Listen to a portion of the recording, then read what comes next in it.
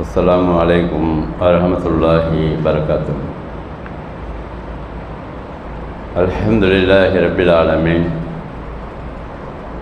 வல் ஆகிபத்து லில் முத்தகீன் வஸ்ஸலாத்து வஸ்ஸலாமு அலா ரசூலில்லாஹி ஸல்லல்லாஹு அலைஹி வஸல்லம் வ ஆலிஹி வ ஸஹ்பிஹி அஜ்மாயின். அம்மா பஅத். கண்ணியமிக்க எல்லாம் அல்ல அல்லாஹ் சுப்ஹானஹு வ தஆலாவின் நல்லடியார்களே, சகோதரர்களே, அல்லாஹ்வுடைய கிருபையால் நம்முடைய அக்ஸா மஸ்ஜிதில் ஒவ்வொரு வாரம் செவ்வாய்க்கிழமை மக்ரிப் தொழுகைக்கு பிறகு 10 நிமிடம் ரசூலுல்லாஹி ஸல்லல்லாஹு அலைஹி வஸல்லம் அவர்களுடைய அறிவுரைகளை படித்து சிந்தித்து பார்த்து அதன் மூலமாக கிடைக்கிற படிப்பினையை நம்முடைய வாழ்நாளில் கொண்டு வருவதற்கு முயற்சி செய்து வருகிறோம். அந்த வரிசையில் இன்றைக்கு நாம் பார்க்க இருக்கிற ஹதீஸ் புகாரில் 6307வது ஹதீஸாக பதிவு செய்யப்பட்டிருக்கிறது. அபூ ஹுரைரா ரலியல்லாஹு அன்ஹு அவர்கள் அறிவிக்கிறாங்க. என்ன செய்தின்னு சொன்னாக்கா, சமியத்து ரசூலுல்லாஹி ஸல்லல்லாஹு அலைஹி வஸல்லம் யகூல், ரசூல் ஸல்லல்லாஹு அலைஹி வஸல்லம் அவர்கள் இப்படி சொன்னதாக நான் செவியேற்றேன் என்று அபூ ஹுரைரா ரலியல்லாஹு அன்ஹு அவர்கள் அறிவிக்கிறார்கள். பலமான செய்தியாக பதிவு செய்யப்பட்டிருக்கிறது. வல்லாஹி இன்னி லஸ்தக்ஃபிருல்லாஹ் வ அதூபு இலைஹி ஃபி யௌமில் அக்ஸர மின் 70 மர்ரா என்ற வாசகம் பதிவு செய்யப்பட்டிருக்கிற ஹதீஸில் ரசூல் ஸல்லல்லாஹு அலைஹி வஸல்லம் அவர்கள் எப்போதும் இப்படி சொல்ல நான் கேள்விப்பட்டிருக்கிறேன். எப்படி என்றால், அல்லாஹ்வின் மீது ஆணையாக நான் ஒரு நாளைக்கு 70 முறை அஸ்தக்ஃபிருல்லாஹ் வ அதூபு இலைஹி என்று சொல்லுகிறேன்.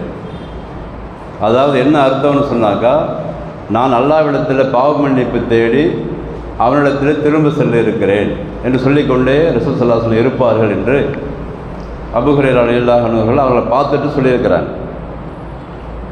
ரசூலுல்லாஹி ஸல்லல்லாஹு அலைஹி வஸல்லம் அவர்களை பொறுத்த வரைக்கும் முழுமையாக எல்லா பாவங்களும் மன்னிக்கப்பட்டவர்கள் அவங்க.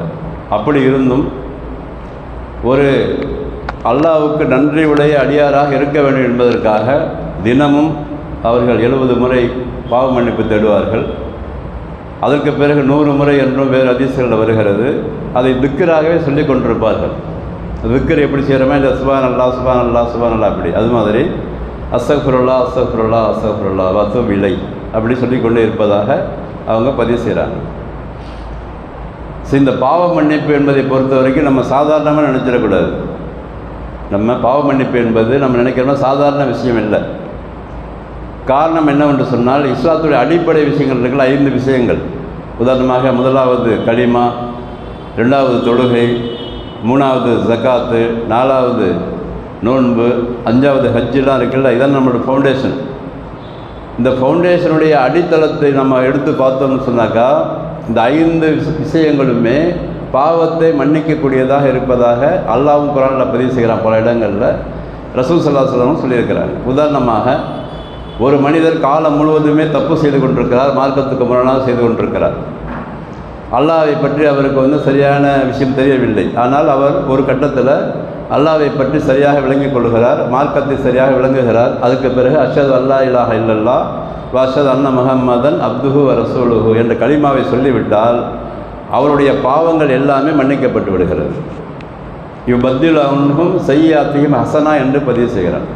யாராவது அந்த கேட்டகரியில் யாராவது இருந்தாங்கன்னு சொன்னாக்கா, எப்படி காலம் முழுவதுமே அவர்கள் தவறு செய்திருக்கிறார்கள், அல்லாஹ்வை பற்றி விளங்கவில்லை, அல்லாஹ்வுக்கு இணை வைத்திருக்கிறார்கள், இறப்பதற்கு முன்பாக மௌத்துக்கு முன்பாக அவர்கள் விளங்கி கொண்டார்கள். இப்போ அல்லாஹ்னா யாருன்னு விளங்கி கொண்டார்கள். அதுக்கு பிறகு ரசூல்னா யாருன்னு விளங்கி கொண்டார்கள். அல்லாஹ்விடத்தில் தான் செய்த பாவங்களை எல்லாம் அல்லாஹ்விடத்தில் சொல்லி மன்னிப்பு கேட்டுவிட்டு மீள்கிறார்கள்.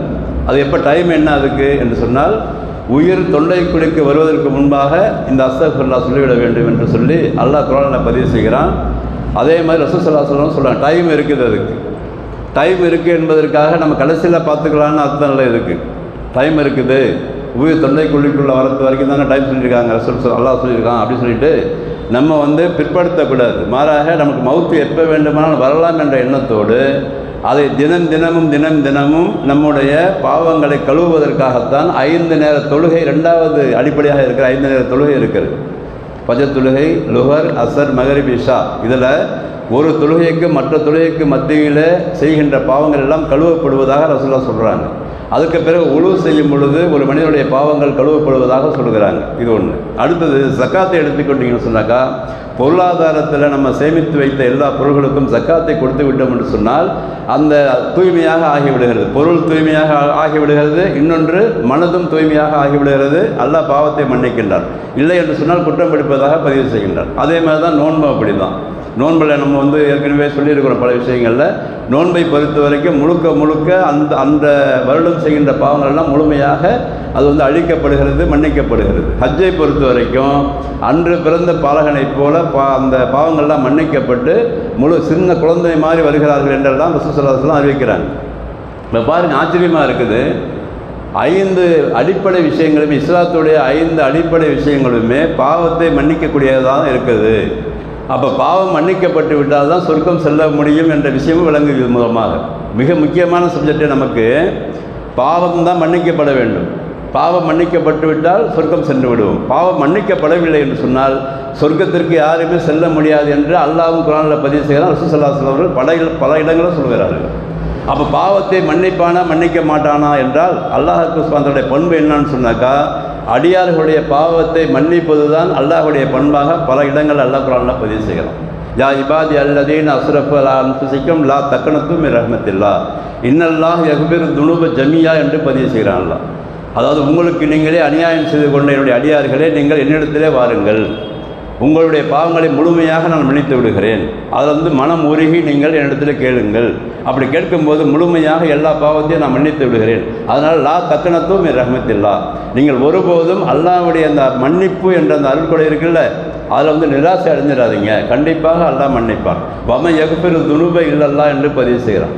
அல்லாஹ்வை தவிர பாவத்தை மன்னிப்பவன் யார் என்று பல இடங்கள் அல்லாஹ் பகிரங்கப்படுத்துகிறார். அதனால தான் ஒவ்வொரு நாளும் நாம் தொழுது முடித்த பிறகு, இப்போ சலாம் கொடுத்த பிறகு முதல்ல 3 தடவை சொல்லியிருக்காங்க, அஸ்தக்ஃபிருல்லாஹ் அஸ்தக்ஃபிருல்லாஹ் அஸ்தக்ஃபிருல்லாஹ்னு சொல்லியிருக்கிறாங்க.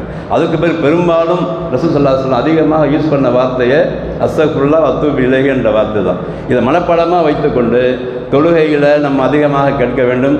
அதுபோன்று எல்லா நேரங்களிலும் பாவங்களை நினைத்து நாம் வருந்தி அந்த பாவத்தை விட்டு விலகுவதற்கான சந்தர்ப்பத்தை அல்லாஹ் கொடுத்துருக்கிறான்னு நினைக்கணும் முதல்ல.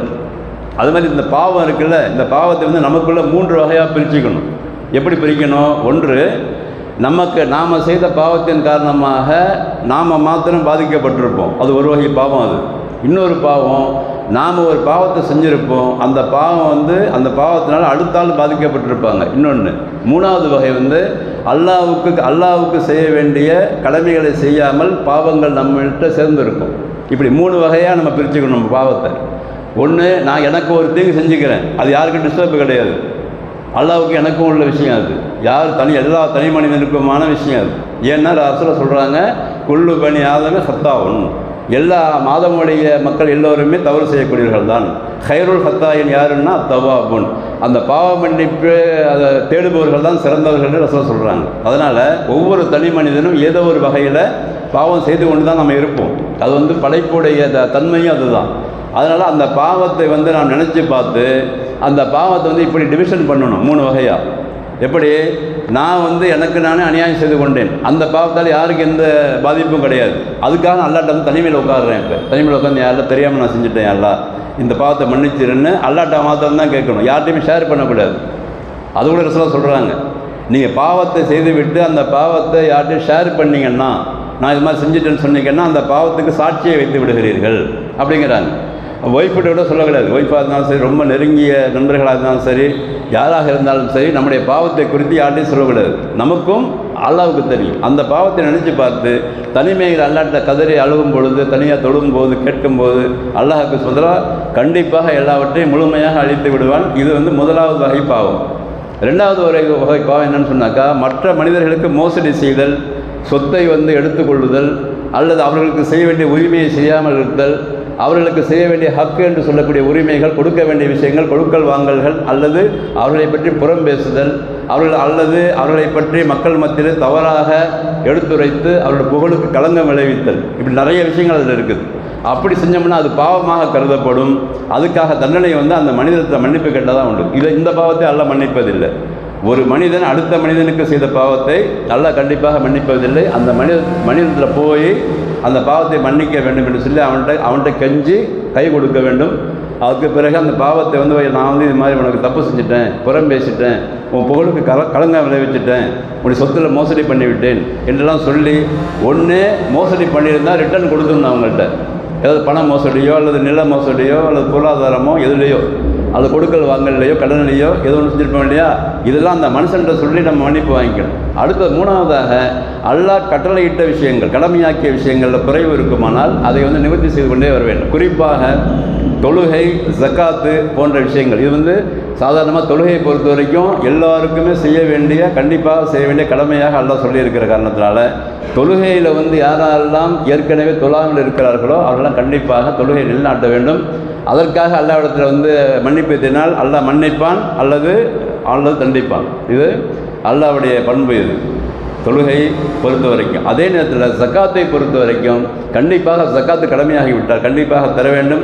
அப்படி இல்லை என்று சொன்னால் மறுமை நாளில் அந்த சேர்த்து வைத்த பொருள்களை எல்லாம் காய்ச்சி முதுகில் சூடு போடப்படுவதாக அல்லாஹ் குர்ஆனில் பதிவு செய்கின்றான். இப்படி 3 வகையாக பாவங்களை பிரித்து பார்த்து நாம் எந்த நிலைமையில் அந்த பாவத்தில் இருக்கிறோங்கிறத நினச்சி பார்த்து அதிலேருந்து விலகி மௌத்து வரும் என்ற நினைப்போடு நாம் வாழ்ந்து கொண்டே இருக்கின்ற வாழ்க்கை முறைதான் இந்த இஸ்லாமிய மார்க்கத்துடைய அடிப்படை விஷயம்.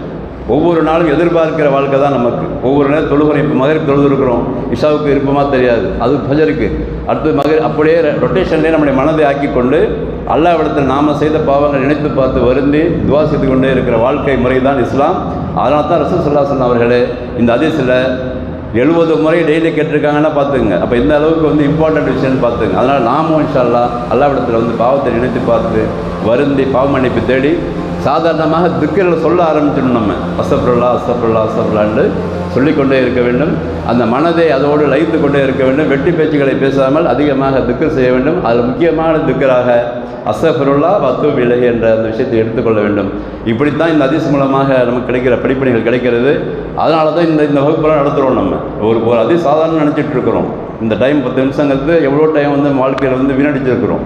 இது போன்ற சபைகள் அமரும் பொழுது தான் அந்த செய்தியாவது நம்முடைய உள்ளத்தில் முதல்ல பதியும். ஒருவேளை இப்போ கேட்கிற மனிதர்களில் இந்த விஷயம் கேள்விப்பட்டு அதன் மூலமாக அவர்கள் அமல் செய்வர்களாக ஆகலாம். அது அல்லாஹ் ஆலம். அல்லாஹ் யாருக்கு நேரடி கொடுக்குறானோ அவங்க செஞ்சிருவாங்க. அதுதான் இந்த மார்க்கத்துடைய விஷயம். அப்போ ரசூல் ஸல்லல்லாஹு அலைஹி வஸல்லம் போதனைகள் என்பது காலத்தால் அழிக்க முடியாதது, அது உலகம் அழிகின்றவரை இருக்கக்கூடியது. அதனால் இது போன்ற விஷயங்களை நாம் படித்து சிந்தித்து பார்த்து விளங்கி அதை செயல்படுத்தக்கூடிய பாக்கியத்தை உங்களுக்கு எனக்கு தந்து அருள்வானாக. வாஹர் தாவனா அல்ஹம்துலில்லாஹி ரப்பில் ஆலமீன். அஸ்ஸலாமு அலைக்கும் வரஹ்மத்துல்லாஹி வபரகாத்துஹு. சுப்ஹானக்கல்லாஹும்ம வபிஹம்திக.